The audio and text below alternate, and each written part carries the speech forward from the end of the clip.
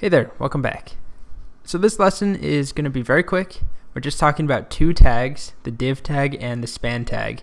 And we really can't talk about much as far as what they do and how we use them until we get to CSS, where we can style things. But I just want to introduce them now because I'm going to show you things using divs and spans in the next few videos. And I didn't do a great job actually of explaining it in the first draft of this course, so I went back and added this in after the fact, after the course was published. I saw a few questions that I noticed maybe I could clear up if I just did a better job explaining divs earlier on. Okay, so let's get started talking about divs and spans. The first thing I'll say is that both of them, as I mentioned, are not that useful until we actually get to styling elements. But what they do is they allow you to group content together. So a div, according to MDN, is just a generic container. So it's a way of grouping things together.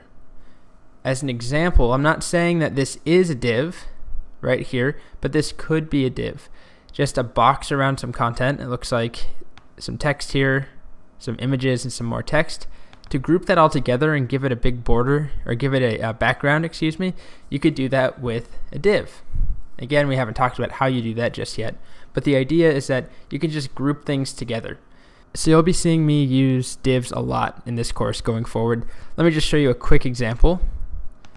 So if I add some text here, and this is actually something that one of the students in this course pointed out in the discussion forum that I didn't know about, which is nice. If you just type lorem and hit tab, it will give us lorem ipsum.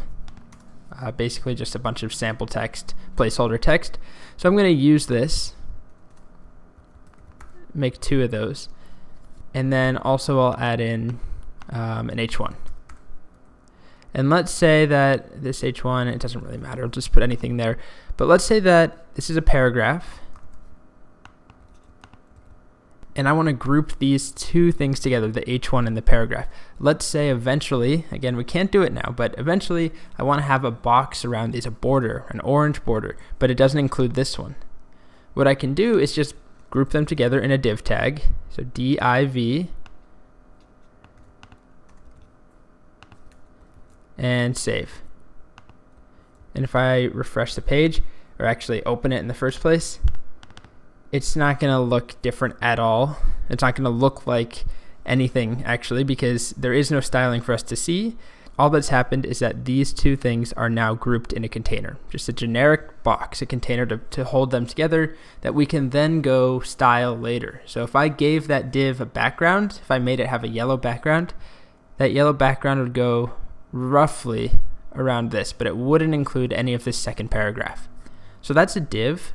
A span, on the other hand, is also a generic container, but there's a key difference. So let me start with an example here. Let's say I wanted to highlight some of these words right here.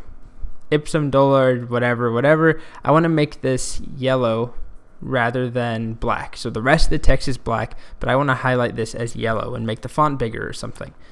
Again, we don't know how to do that yet. But the idea is I would need a tag around this. And if I put a div right there, which is a generic container, and I save and refresh, you'll see that it gets knocked onto a new line. And that's because a div is a block level element. So that means that it takes up its own line, just like a paragraph does. When you add a paragraph in, everything after that paragraph is pushed down to a new line. So a div is a block level generic container. If I replace this with a span, this is not going to be impressive at all because you're not going to see anything really. You will see a change here, but it will just look like a regular paragraph. So I'm going to refresh, and there's a container now. There's a generic span around this content that's not doing anything. Unlike a div though, it's an inline container. So span is for basically grouping content, selecting content inline, and a div is another way of grouping content, but it's a block level element. So I know this is a little bit theoretical at this point, or it's kind of hard to understand the utility of, but very soon when we get into CSS, we'll be able to say something like, go find that span I added in and make it 15-point font and yellow. or go find that div I added in and give it an orange border or whatever we do, and then we end up with an orange border around this content. All right, great. Divs, spans, generic containers. One is block, one is inline.